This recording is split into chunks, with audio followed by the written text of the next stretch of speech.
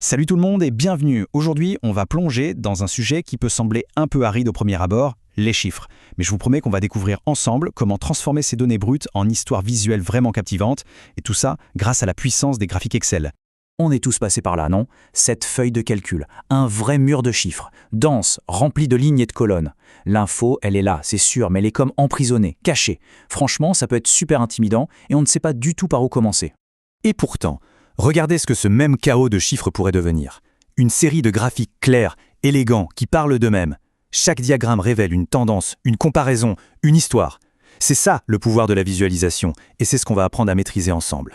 Voilà, on entre dans le vif du sujet, l'art de raconter des histoires avec les données. Parce que le but, ce n'est pas juste de faire de jolis graphiques. Non, le vrai défi, c'est de choisir le bon graphique pour raconter la bonne histoire. Chaque type de graphique a sa propre voix, son propre objectif. Notre mission, c'est de trouver le match parfait. Alors, revenons juste une seconde à la base. Un graphique, c'est quoi au fond? C'est tout simple, une représentation visuelle de données. Son seul but, c'est de rendre les tendances, les relations, les comparaisons, bref, tout ce qui est important, et bien de le rendre évident, instantanément compréhensible. C'est notre outil de base pour construire nos récits. Alors, par où on commence? Eh bien, par l'histoire la plus fréquente, celle qu'on cherche presque toujours à raconter. L'histoire de la comparaison. Comment se positionne une chose par rapport à une autre? C'est souvent la première question qu'on pose à nos données. Et pour ça, le champion incontesté, c'est le graphique en colonne. Il est parfait pour comparer des valeurs entre différentes catégories. Ici, par exemple, on voit tout de suite les revenus et les profits pour chaque produit. C'est parce que notre œil compare très facilement la hauteur des colonnes. C'est direct, c'est clair, c'est efficace. Mais attention, le graphique en colonne a un cousin très proche, le graphique en barre. Alors, comment choisir? Eh bien, la règle d'or, c'est la lisibilité. Si vous avez peu de catégories et que leurs noms sont courts, les colonnes, c'est parfait. Mais dès que les étiquettes s'allongent ou que vous avez beaucoup de catégories, il faut absolument passer aux barres. Et voilà exactement pourquoi. Regardez comme le graphique en barre gère ça avec une facilité déconcertante. Les barres horizontales donnent toute la place nécessaire pour lire chaque nom de catégorie tranquillement, sans avoir à pencher la tête. C'est un petit changement de design qui fait une énorme différence en termes de confort de lecture. Ok, maintenant on change de perspective. Passons à notre deuxième grand type de récit, celui de l'évolution dans le temps.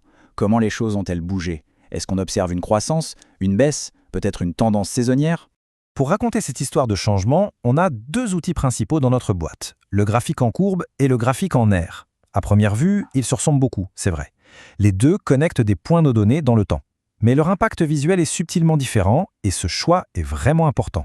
Alors, c'est quoi la différence au juste? Le graphique en courbe, il est génial pour suivre la trajectoire, l'évolution, surtout si on compare plusieurs séries. Il met l'accent sur la tendance. Le graphique en aire, lui, il remplit l'espace sous la courbe. Et ça change tout. Ça met en avant le volume, l'ampleur du changement. C'est parfait pour montrer, par exemple, le total cumulé des ventes au fil du temps. Allez, troisième type d'histoire qu'on peut raconter, la composition. En d'autres mots, de quoi est fait un ensemble? Comment les différentes parties contribuent-elles au tout? Là, bien sûr, on pense tout de suite au grand classique, le fameux camembert, le graphique en secteur. Il est super pour montrer des proportions, c'est clair. Chaque part du gâteau représente un pourcentage du total, c'est très intuitif. Mais attention, surtout pour des ensembles simples avec peu de catégories. Oui, mais que se passe-t-il si vos données sont plus complexes? S'il y a des couches, des sous-catégories? Là, le simple camembert, il atteint ses limites. On a besoin d'un outil plus costaud, capable de montrer des parties à l'intérieur d'autres parties.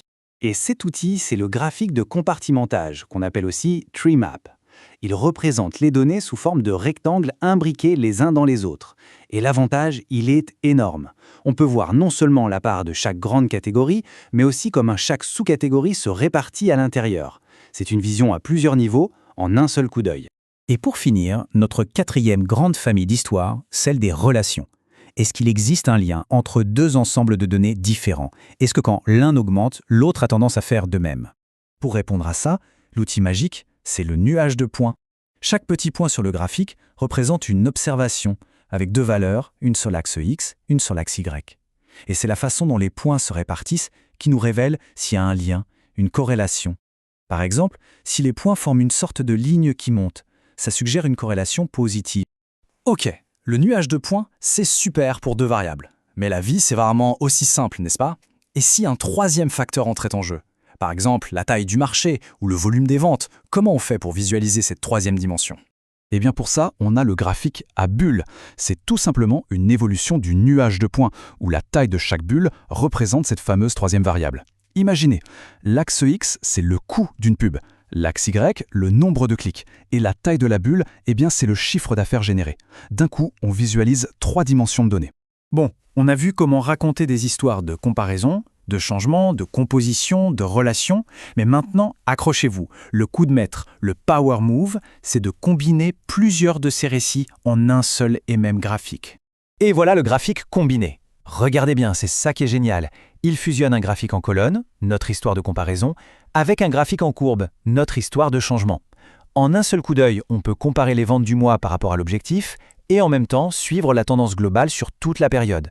C'est de la narration de données de haut niveau, ça. Et tout ça nous amène à l'idée la plus importante de toutes. Ne vous contentez pas de montrer des données. Racontez leur histoire. Le bon graphique n'est pas seulement juste et précis, il est persuasif. Il ne fait pas que montrer des chiffres, il guide la compréhension, il éclaire une décision, il peut même inspirer une action. Au fond, chaque ensemble de données, même le plus simple en apparence, cache une histoire qui attend d'être révélée. Une histoire de comparaison, d'évolution, de composition ou de relation. La vraie question, ce n'est donc pas de savoir s'il y a une histoire, mais plutôt laquelle allez-vous choisir de raconter.